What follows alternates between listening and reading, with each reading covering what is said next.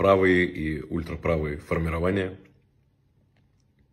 разгоняют межнациональные нарративы в отношении жителей Таджикистана, что я считаю неприемлемым и ни в какой форме неправильным. Уважаемые члены, инфлюенсеры и законодатели мнений этих формирований, включите, пожалуйста, свою голову. Кому это может быть нужно? Ведь может быть именно руками вот этих вот нанятых ребят, которые согласились за 500 тысяч рублей совершить это чудовищное преступление и пытаются раскачать и дестабилизировать обстановку внутри нашей страны. Народ на прошлой неделе сказал свое слово и сделал свой выбор. Так же, как и президент не единожды повторял, что мы межнациональная, межконфессиональная страна. Так было, так есть и так будет со времен еще СССР. Мы жили бок о бок с разными национальностями, жили все вместе, строили дома, сажали деревья, рожали детей, отправлялись на войну, праздновали праздники. Не оставьте возможность кураторам, заказчикам вот этих вот преступлений раскачать ситуацию межнациональную внутри нашей страны. Таджики никаким образом не виноваты в том, что вот эти вот негодяи сделали то, что они сделали за 500 тысяч рублей. Среди таджиков огромное количество хороших людей, и могу сказать, что у меня в разных структурах работают порядочные, хорошие люди этой национальности. Негодяи есть в каждой национальности, и у нас хватает негодяев. Дорогие друзья, пожалуйста, анализируйте, думайте своей головой.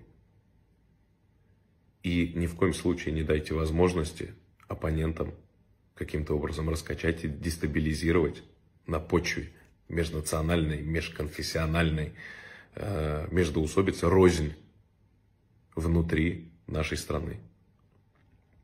Еще раз хочу принести самые искренние соболезнования семьям, родным, близким погибших в этом ужасном теракте.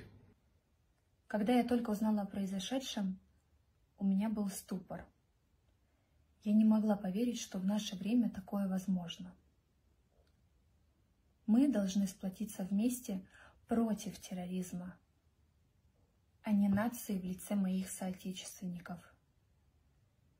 Десятки миллионов таджиков не виноваты в этом акте насилия, которому нет оправдания. Желание отомстить — это естественно, но ущемляя доставщиков, таксистов, продавцов, позволяя себе разжигать межнациональный конфликт, значит травить ни в чем не виновных людей. Как только вы решаетесь на такой поступок, вы поддерживаете моральное насилие. Держите это у себя в голове.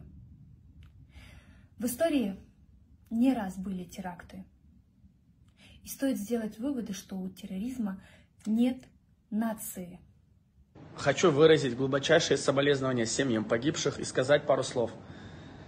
Исполнители специально подобраны так, чтобы был дисбаланс в стране.